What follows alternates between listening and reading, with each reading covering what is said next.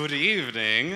I am here to share with you a spooky story, an immersive theater experience that involves 86 dead people, 2 living ones, and you, wherever you fall on that spectrum.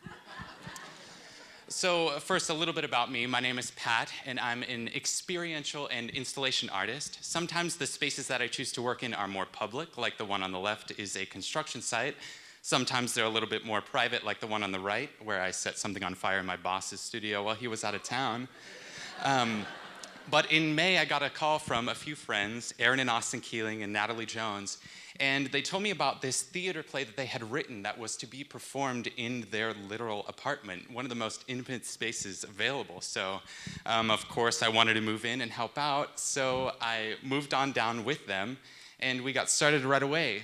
So one of the first things that we did was create a series of Instagram images to help tell the story and launch it. And so it follows the career of a paranormal investigation within this house. And from their very beginning journeys all through their untimely demise. And eventually we sold 160 tickets in 2 days, which was great, asking for volunteers to come inside the house and investigate this space for themselves. So when people showed up to this house, they were given the address only 24 hours before. They met Michelle here, the current owner, who unlocked all the doors and led them up the small little staircase into this room, where you see all the art that was created in that Instagram story before. And it talks about the research and the sort of experiences that were described by the 86 people that had supposedly died in this space, all collected by this woman who was the investigator that we met in the account, Wendy Morrow. And she hands people files during the entire experience, and so you flip through some of her research and get to see things as she experienced them.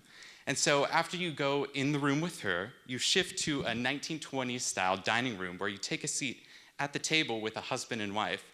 And it quickly becomes clear that the husband is a little bit off, and you soon learn 2 people of your group of 3, follow the wife, Anne, into a secret little nook with strings hanging from the ceiling and keys dripping from the walls. And she takes one of those keys and unlocks a trunk that's hidden away behind a corner.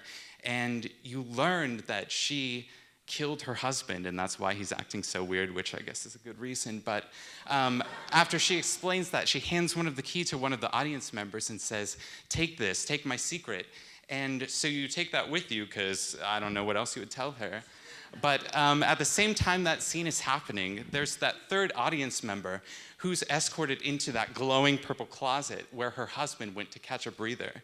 And they have this one-on-one experience where he delivers this monologue about how much he loves his wife and how the only thing he wants is to make her happy, but he can't remember quite how because he's dead and doesn't quite know it. But I think this was maybe one of the rooms that was the most fun to work on because it's a shrine dedicated to unrequited love, which is something I like to do in my spare time. And I spent a lot of time in the closet, so this is like home.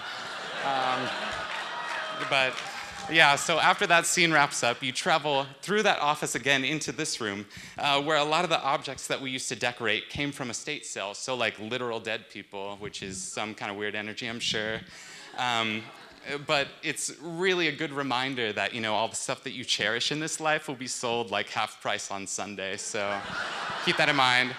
But you sit on the bed and you communicate with the spirits that are in the room by moving a Ouija board as they come literally up to the bed and whisper in your ear and tell you how to move it around.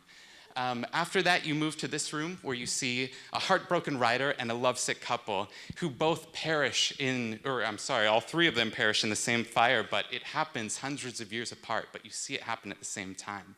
And there are too many details, I think, from the show to really share in these 5 minutes, but it changed my life because it changed the way that I think about art and entertainment and the power that shifting the audience from an observer to someone who participates and injects themselves into the story. That's a super powerful thing.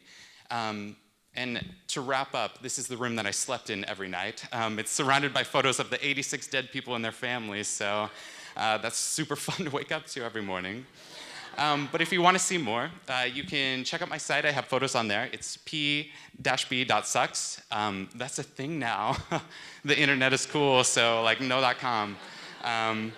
But yeah, you should check it out. It's super fun, so thank you.